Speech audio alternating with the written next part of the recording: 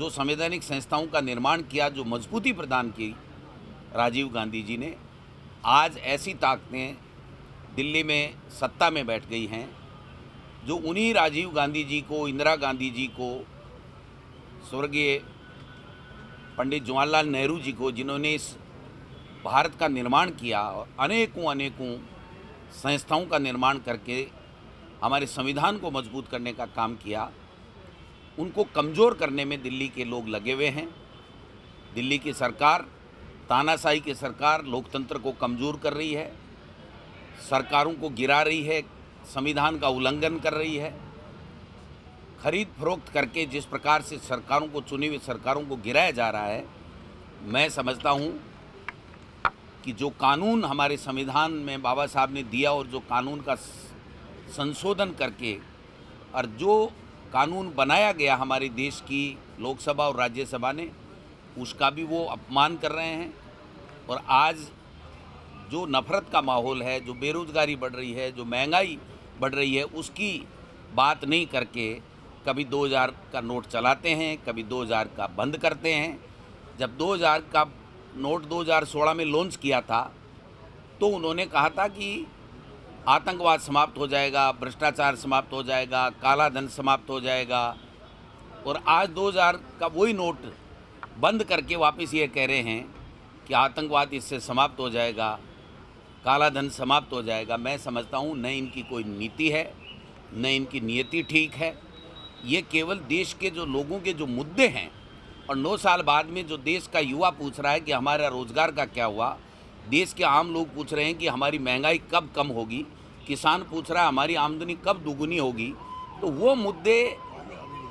उनको अब कचोट रहे हैं कि हमने क्या बोला था और उसका कोई निदान हम नहीं कर पाए। इसलिए इस तरीके के फैसले ला करके जो 2000 का नोट बंद किया है, आर्थिक मंदी में हमारे देश को ले जाएगा। पुनः जैसे तैसे करके 2016 से पटड़ी पे हमारी अर्थव्यवस्था जो आई थी, उसको अब वापस छिन्न भिन्न करने का काम देश के प्रधानमंत्री कर रहे हैं। हम लोग पूछना चाहते हैं कि जब 500 और 1000 का नोट बंद किया, जब देश के प्रधानमंत्री ने आकर के कारण गिराए और वो कारण सब सही नहीं हुए, इसलिए आज प्रधानमंत्री नहीं कह करके और रिजर्व बैंक से गाइडलाइन जारी करा दी, वित्त मंत्री ने भी नहीं बोला, तो ये स्पष्ट इनकी मंशा है कि केवल और केवल चुनाव के लिए ये इस तरीके के षड्यंत्र लाते हैं, इस तरीके के फैसले लाते हैं, जिससे कोई भी देश की पॉलिटिकल पार्टी,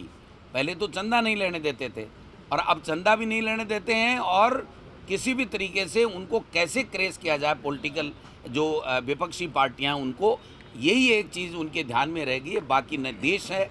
न देश की अर्थव्यवस्था का ध्यान में है, न देश के लोगों के जो मुद्दे उनको ध्यान में है। इसलिए हमने सबने, कांग्रेस पार्टी के तमाम नेता और कार्यकर्ताओं ने आज मुख्यमंत्री जी और रंधावा साहब की मौजूदगी में हमने संकल्प लिया है कि हमारी सरकार जो अच्छा काम कर रही है, जो कांग्रेस की विचारधारा है, सबको साथ लेकर के उसको ध्यान में रखते हुए हम सब लोग जाएंगे, गांव-गांव, ढाणी-ढाणी जाएंगे। महंगाई राहत कैंप हमारी सरकार लगा रही है, अच्छी अच्छी योजनाएं लेकर के आ रहे हैं। भारतीय जनता पार्टी के पास में उनका कोई जवाब नहीं है, कोई तोड़ नहीं है। वो केवल और केवल ये जो धर्म के आधार पे बांटने की बात करना, या केवल मात्र ईडी, इनकम टैक्स, सीबीआई या ईडी, इनका दुरुपयोग करने की धमकी देना, और मैं तो ये कहता हूँ कि धमकी नहीं, वो कर्नाटक में सारा सब कुछ कर चुके, हिमाचल में सब कुछ कर चुके, लेकिन वहाँ की जनता ने फैसला कर लिया कि हम झूठे जुमलों से तंग आ चुके हैं। राजस्थान में भी ईडी, इनकम टैक्स, सीबीआई सबका स्वागत है,